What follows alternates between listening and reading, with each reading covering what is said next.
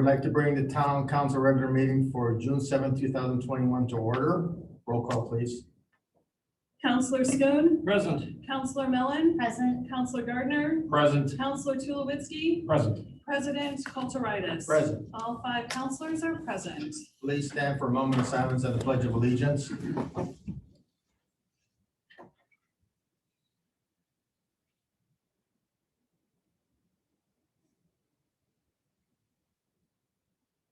I pledge allegiance to the flag of the United States of America and to the republic for which it stands, one nation, under God, indivisible, with liberty and justice for all. All right, welcome everybody tonight. We're going right to open to the public. In-person public comments are limited to 2 minutes maximum per person or 5 minutes for a group spokesman. Please keep your comments civil and constructive to public policy issues. The chair at sole discretion may recognize individuals wishing to speak on different topics at any time may end the open to the public session. All speakers will be timed by the clerk treasurer. This portion of the meeting shall not exceed 20 minutes.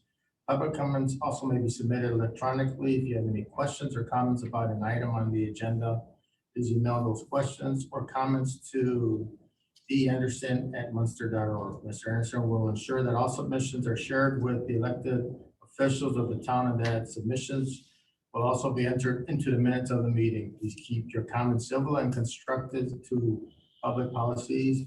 If anybody wishes to speak tonight, please come to the podium, state your name and address.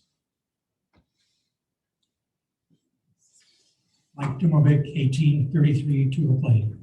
One of my favorite things on Bluebird, where the NIPSCO easement is between Munster and Highland, the great memorial shrubs that are there, they've overgrown, they cover the sidewalk, and people have put like their lawn stuff to be picked up by the town. So if you want to get through there, you got to walk on the street. Every so many years, you guys, somebody comes and trims it. I guess the town has. I don't know if those shrubs were planted by somebody that lived there way back when, and nobody's maintaining them. And if it's in the easement, can NIPSCO take them out? Conceptually, I think so, yeah. Because if they would just take out the first one, like I said, it's every couple of years it does that. And if you're trying to walk, you can't get through it. Yeah, I'll take a look at it, but absolutely the sidewalk should always be cleared. Okay, second question. Last week in the Times, there was an article about Hammond offering free water testing to their residents. Is this something we should be concerned with? Concerned with? Yeah. I mean, why are they offering free water testing? I don't know. I don't work for the city of Hammond. I could only guess. I know that the town of Munster complies with all our state and federal testing and is current and in compliance. Because like I said, I mean, we get the water from Hammond, so I was just Right. curious about that. Okay, that's it. Thank you, Mike. Anybody else wish to come to the podium and speak? And there's still nobody online? No. All right, I will close the open to the public section. It brings us down to the consent agenda. Mr. President, I move we can accept the consent agenda. Is there a second? I will second that motion. Is there any discussion? Roll call, please. Counselor Schoen. Yes. Counselor Mellon. Yes. Counselor Gardner. Yes. Counselor Tulowitzki. Yes. And President Kulturitis. Yes. Pass the consent agenda 5-0. Thank you. There's nothing under old business. It brings us to new business. We have first on the agenda, 45th Street change order 025. Mr. Lee online. He is. All Yes, right. I'm here. Can you hear me? Yes. Good evening. So yes, change order 25 is in regards to a damaged, it's called a CZ. It's an attenuator unit. It's a temporary unit used at the end of precast concrete barrier wall, which was damaged on Calumet Avenue during construction in 2019. So as you know, during the construction, of Calumet. We had to do that in phases. There were additional phases required and approved under previous change order number 7. So during one of those added phases to construct essentially the median and the left lanes, both northbound and southbound, adjacent to the CN Railroad, there were temporary CZ units installed to protect both construction and the vehicles. So those units are energy absorbing units. If a vehicle were to hit that, obviously it would damage the unit, would also damage the car, but certainly prevent any type of serious injury. At that time, there was a vehicle that was stolen. That driver then was being pursued and struck this CZ unit. The contractor attempted to obtain the repair costs from the vehicle owner's insurance. The vehicle owner's insurance denied the claim because the driver, since it was stolen, claim was not given permission to drive the vehicle. So in circumstances like this, such as NDOT, either NDOT or the contract owner, in this case, the town of Munster, would be responsible for, property damages that were obtained by the contractor that are not recoverable through insurance claims. So the cost of this repair to the CZ unit, which is essentially half of a new one, includes both manpower and materials. Total change order cost pending council's approval is $6,554.85. Lee. Mr. President, I would make a motion that we approve change order number 25 for NDOT contract B 36229 in the amount of $6,554.85. Is there a second? I'll second the motion. Any discussion? My only question would be, doesn't the contractor have insurance for that type of? They have varying insurances, but not in a situation where it's damaged by, motorists or, in this case, causing property damage.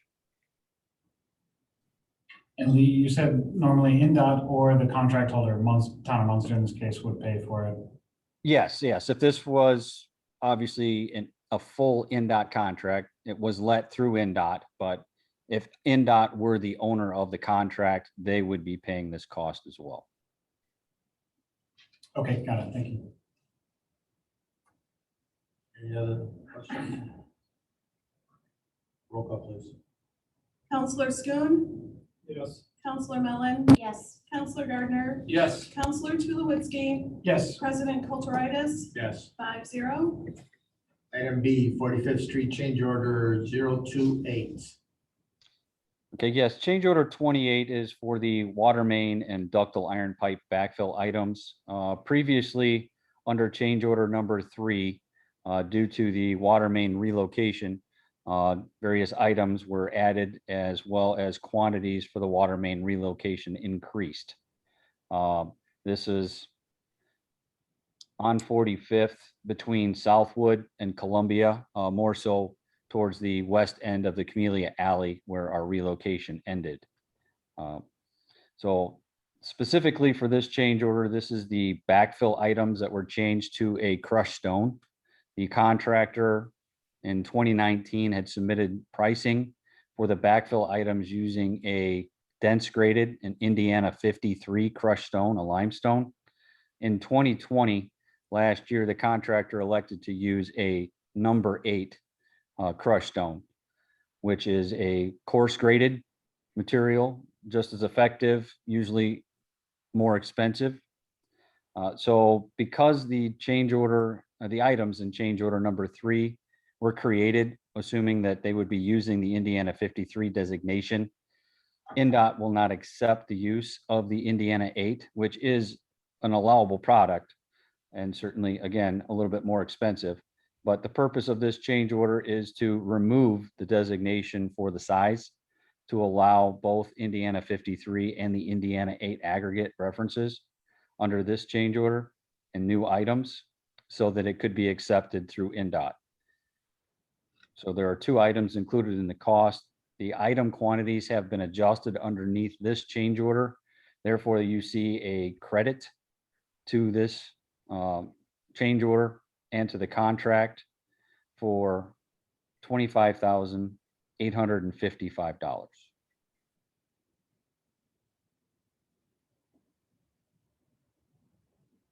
Mr. President, I would move to approve change order number 028 for NDOT contract B-36229 in the amount of negative $25,855. I'll second that. Is there any discussion?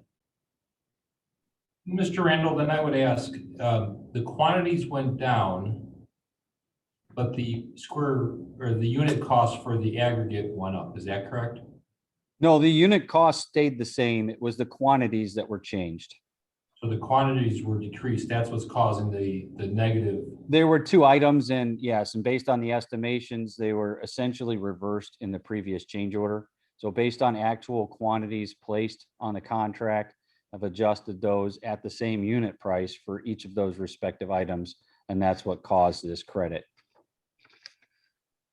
Okay, but the unit price of a Schedule 53s and a Indiana 8s are the same unit cost?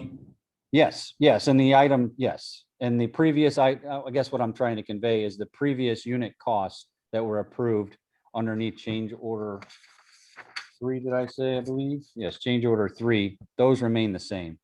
So I've only adjusted the quantities and I've taken off that specific reference to an Indiana 53 aggregate size.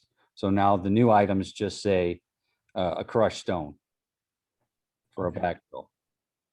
And the decrease of the change order number 3 from $159,000 down, deducting this $25,000 is really just the decrease in the quantity that was needed. Is that correct?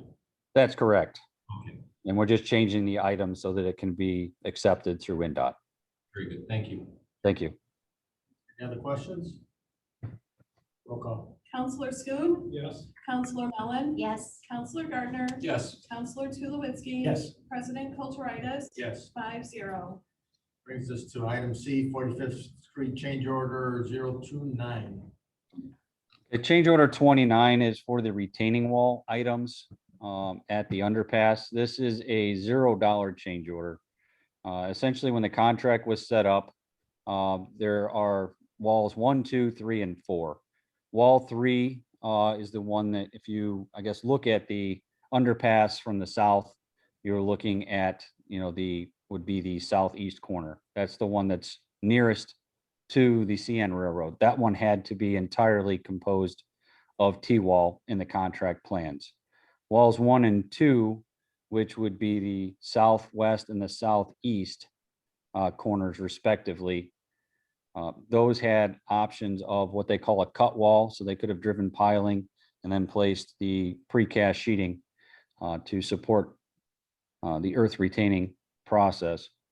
And then wall 4 was, except for 50 feet, intended to be just a cut wall.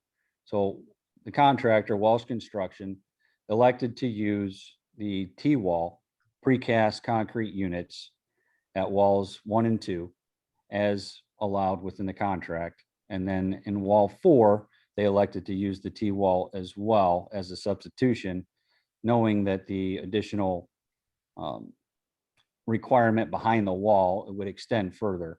They made arrangements with the owner at 1028 Camellia so that they could use that property. So this change order, I'm using the same unit prices, creating a new item for each of these walls to account for the quantity so that it may be again accepted by NDOT, because the initial pay items were created as cut wall references and the T-wall specifications that were included in the contract were not associated with those items. So I had to remove the original items and create new items at the same unit cost and the same quantity under this contract. So the total, again, the total change order cost pending your approval is $0. Thank you, Lee. Thank you. Mr. President, I move that we approve change order number 029 for NDOT contract B-36229 in the amount of $0. I will second that motion. Any discussion? We afford it. Roll call. Town council meeting and a show. Counselor Schoen. Yes. Counselor Mellon. Yes. Counselor Gardner. Yes. Counselor Tulowitzki. Yes. And Council President Kulturitis. Yes. 5-0. Brings us on to item D, engagement letter, Hammond Sanitary District. Dustin. Sure. This was a result of a conversation you and I had.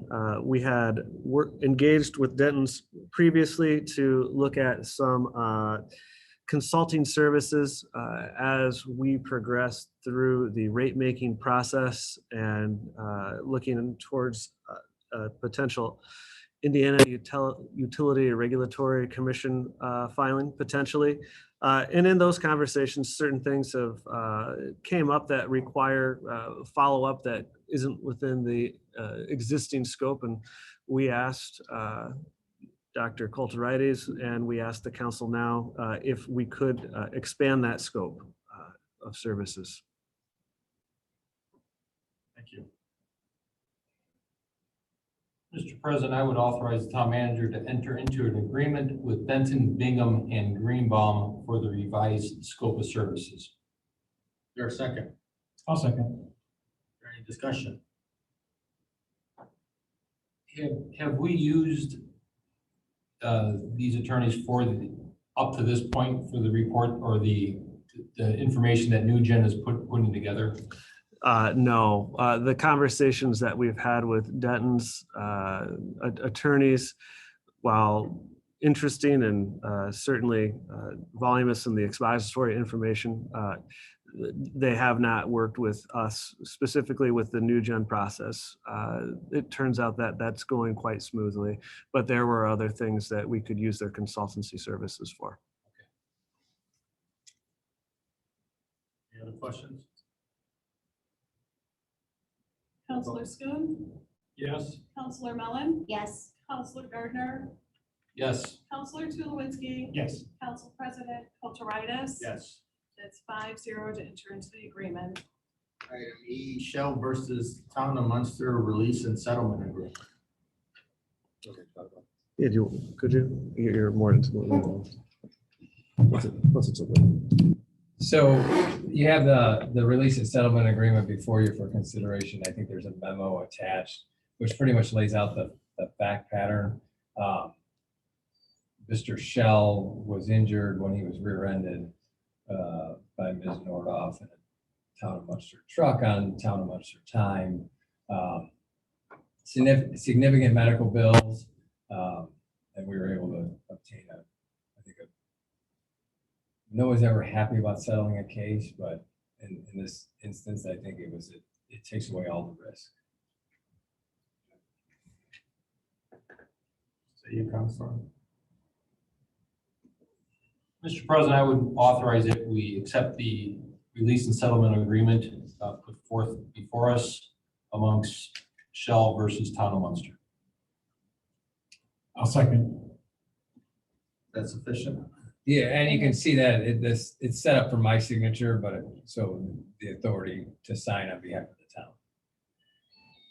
And authorize Attorney Weston to sign on behalf of the town. Amended second. Thank you. All right, any discussion? Roll call. Counselor Schoen. Yes. Counselor Mellon. Yes. Counselor Gardner. Yes. Counselor Tulowitzki. Yes. And Council President Kulturitis. Yes. 5-0. All right, brings us down to reports. There are none. It brings us under portfolio reports.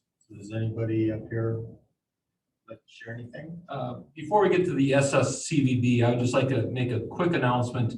This past month, council members, the Board of Safety members, and department heads received an email from the Munster Police Department regarding the CALEA full compliance review that encapsulated the last 4 years of our accreditation. And the very favorable compliance review outlines the department's yearly compliance to all applicable CALEA standards, as well as the outcome of the CALEA's on-site review that took place this past March 8th and 9th. While the final determination of our department's police department's continued accreditation status will be determined by CALIA accreditation committee or commission at the July CALIA conference, this interim report leads us to believe that the accreditation will continue, and I will update the council in future meetings about the final approval of the accreditation, but everything is moving forward very nicely. Great. Thank you, Chuck. Yeah. Anybody else? Good. All right, we have Matt Maloney here. Give us an update. How you doing tonight, Matt? Good, how are you? Good to see everybody's maskless faces and vaccinated, and thanks for having me. I've prepared a brief 6-page report, so just settle in and I'll get through this. I do truly appreciate and your trust in me in this appointment. My first term with the organization of 3 years has been a bit tumultuous. We've had our issues, some of them self-inflicted, but obviously in the last year, tourism and travel have been gravely affected by coronavirus quarantines. However, I'm happy to report I have assumed the role of treasurer of the South Shore Convention and Visitors Authority. It's quite a time-consuming volunteer position, but I'm not complaining. I feel it's a vital organization. And due to the efforts of several board members on a special COVID finance committee, we reined in costs, we furloughed employees, we shut down facilities, and we kept a close eye on things and put us in a very strong financial position. I feel that the board is kind of, there's been a lot of changeover, and there's a bit of a shift in the attitude of the organization where we want to directly support our communities that appoint. There's 18 board members in this organization. We want to take a more active role in supporting the communities that sponsor us. And I think the first sort of salvo in this is that grant program that I sent to Dr. Andy and Wendy and Dustin last week. There's a $20,000 grant for Munster on the line, and I strongly encourage you guys to take advantage of that. And I'd be happy to answer any questions or advise on what you want to do with that or any other questions you may have. I got through the 6 pages pretty quickly. Anybody have any questions for Matt? Thank you for coming out, Mr. Maloney. Could you just outline like the primary function or the way that the Visitor Center Bureau interacts with the town of Munster? Well, the staff works a lot with, like when there's a softball tournament or a baseball tournament or any kind of organized event. I know the staff works in terms of getting hotel rooms lined up. They work with the various hotel operators to ensure that there's enough rooms available and stuff like that. And I believe the staff does a good job with the park staff and with other staff running those organizations. In terms of other boots on the ground interactions with the town, I don't think there's a whole lot, but again, I think that is shifting a bit. And do you have any kind of personal wishes or wants for this upcoming term? Yeah, I'd like to see the trend continue in terms of us directly supporting events and organizations in town, specifically Munster. We have a strong Munster presence on the board besides myself. Andy Quinnell is the chairman. He lives in Munster, but he's another town's appointment. Brent Brazier is another Munster resident who's the Dyer appointment because he owns a business in Dyer. So, we're definitely looking out for this town. But it's hurting cats when you have that many people on a board and trying to focus the organization from being kind of a pass-through tax entity and collecting all these revenues from casinos and from hotel operators to being more active in terms of direct support to festivals and events and doing what we can do in that regard. Thank you. That's helpful. I think also your service on the Munster Civic Foundation, we might be able to, those are both events focused organizations. So thank you for coming in and giving the report. I appreciate it. Thank you, Matt. Thanks, guys. Matt, I would only like to say thank you for doing that, and also pass along thanks to the CDBA to the encouragement that this last grant program has with regarding festivals and events that really create the connection amongst communities in individually communities and also bringing multiple communities together. So thank you for doing that. That brings us down to announcements. All town council meetings will begin at 7 p.m. unless otherwise noted. June 14th, there is no meeting. June 21st, regular town council redevelopment commission meeting. June 28th, no meeting.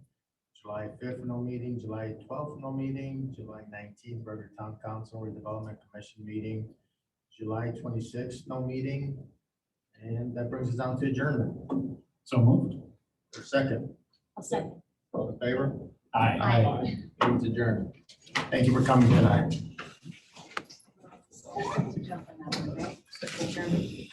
I've got Leanne as second, so, because I went audibly, I don't know. I spoke over Ken. I Jim. Stick your hand over his mouth like this, on pick me. Yeah. How you doing, Jen?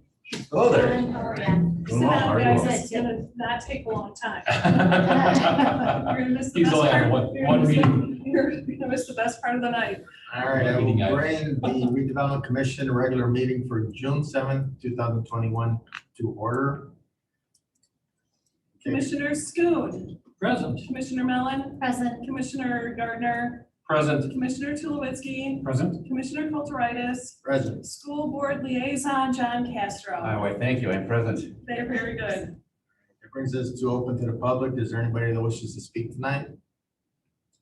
Is there anybody online? I will close that part of it. That brings us down to the consent agenda. Mr. President, I move we accept the consent agenda. Is there a second? I'll second. Any discussion? Roll call. Commissioner Schoon, Yes. Commissioner Mellon, Yes. Commissioner Gardner, Yes. Commissioners Tulowitzki, Yes. Commissioner Kulturitis. Yes. 5-0. Thank you. There is no old business, there is no new business, there are no reports, there are no announcements. Brings us down to adjournment. So moved. I'll second. All in favor? Aye. Meeting adjourned. Thank you for coming. Yes, My pleasure.